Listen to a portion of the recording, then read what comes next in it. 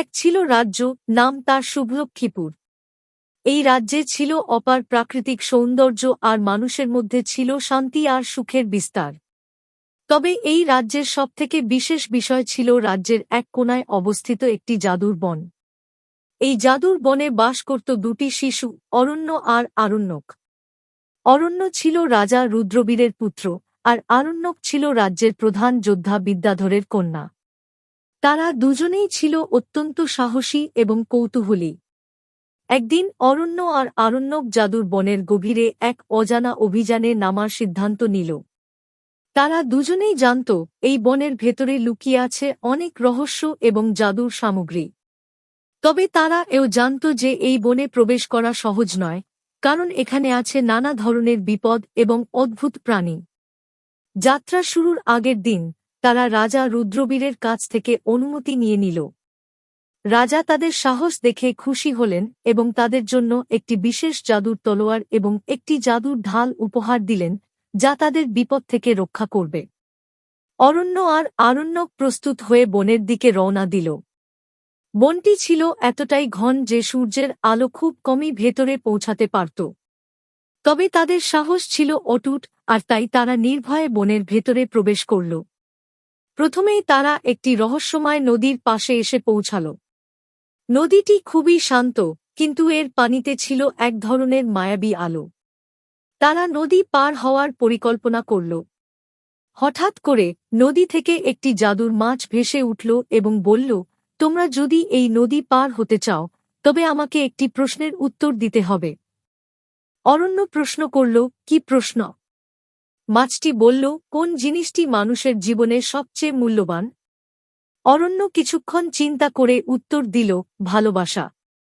মাছটি সন্তুষ্ট হয়ে বলল, তোমরা সঠিক উত্তর দিয়েছ। এবার নদী পার হয়ে যাও। তারা নদী পার হয়ে আরেকটু এগিয়ে গেল। এবার তারা এসে পৌঁছাল একটি জাদুর বনের ভেতরে, যেখানে সবকিছুই জ্বলজ্বল করছিল। এখানেই তারা প্রথমবারের মতো একটি জাদুর জীবের সম্মুখীন হল। জীবটি ছিল একটি বিশালাকায় ড্রাগন, যার নাম ছিল অগ্নিরথ।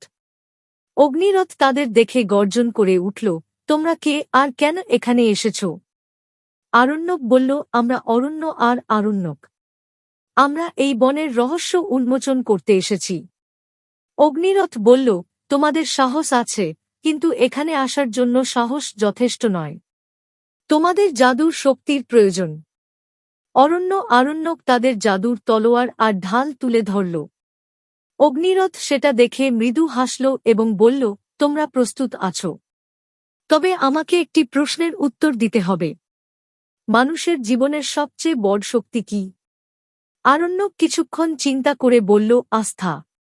অগ্নিরথ উত্তর শুনে সন্তুষ্ট হল এবং বলল, তোমরা সঠিক উত্তর দিয়েছ। এবার তুমি তোমাদের যাত্রা অব্যাহত রাখতে পারো। তারা এগিয়ে চলল এবং অবশেষে এসে পৌঁছাল একটি প্রাচীন মন্দিরের সামনে।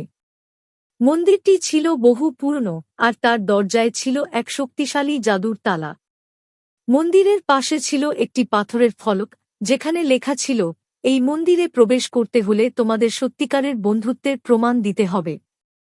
অরণ্য আর আরণ্যক একে অপরের দিকে তাকিয়ে হাসল। তারা জানত তাদের বন্ধুত্বের শক্তি অটুট। তারা একসাথে তালার সামনে এসে তাদের হাত জড়িয়ে ধরল। হঠাৎ করে তালা খুলে গেল এবং তারা মন্দিরের ভেতরে প্রবেশ করল। মন্দিরের ভেতরে ছিল এক বিশাল স্ফটিকের গোলক, যা থেকে বের হচ্ছিল জাদুর আলো। এই আলো ছিল এতটাই উজ্জ্বল যে তাদের চোখ ধাঁধিয়ে যাচ্ছিল। স্ফটিকের পাশে বসেছিল একজন প্রাচীন ঋষি, যার নাম ছিল দেবর্ষি। দেবর্ষি বললেন, তোমরা আমার কাছে এসেছ, কারণ তোমাদের হৃদয়ে সত্যিকারের সাহস এবং বন্ধুত্ব আছে। এই স্ফটিকের গোলক তোমাদের উপহার, যা তোমাদের যেকোনো বিপদ থেকে রক্ষা করবে এবং যেকোনো জাদুর রহস্য উন্মোচন করতে সাহায্য করবে। অরণ্য আর আরণ্যক স্ফটিকের গোলক গ্রহণ করল এবং দেবর্ষিকে ধন্যবাদ জানাল। তারপর তারা মন্দির থেকে বেরিয়ে আসলো এবং রাজ্যে ফিরে এল। রাজা রুদ্রবীর তাদের বীরত্বের কাহিনী শুনে অত্যন্ত গর্বিত হলেন এবং তাদের সম্মানে একটি বিশেষ উৎসবের আয়োজন করলেন। এই অভিযানের পর অরণ্য আর আরণ্যক আরও বেশি সাহসী এবং আত্মবিশ্বাসী হয়ে উঠল। তারা জানত যে কোনো বিপদ আসুক না কেন, তাদের সত্যিকারের বন্ধুত্ব এবং সাহস সবসময় তাদের রক্ষা করবে। শুভলক্ষ্মীপুর রাজ্যের মানুষও তাদের বীরত্বের গল্প শুনে অনুপ্রাণিত হল। রাজ্যের সর্বত্র শান্তি এবং সুখের বিস্তার ঘটল, আর জাদুর বনটি রক্ষা পেতে লাগল অরণ্য আর আরণ্যকের সাহসিকতা এবং বন্ধুত্বের গল্পের মাধ্যমে। তাদের জীবন চলতে থাকল এক নতুন অভিযানের পথে, যেখানে তারা আরও অনেক রহস্য উন্মোচন করতে এবং আরও অনেক বিপদ জয় করতে সক্ষম হল। এইভাবেই অরণ্য আর আরণ্যকের জাদুর বনের অভিযানের কাহিনী শেষ হল, তবে তাদের জীবনের নতুন নতুন অভিযানের গল্পের শুরু হল। তাদের বন্ধুত্ব আর সাহসের কাহিনী যুগ যুগ ধরে শুভলক্ষ্মীপুর রাজ্যের মানুষের হৃদয় থেকে যাবে এবং অনুপ্রেরণা হিসেবে কাজ করবে।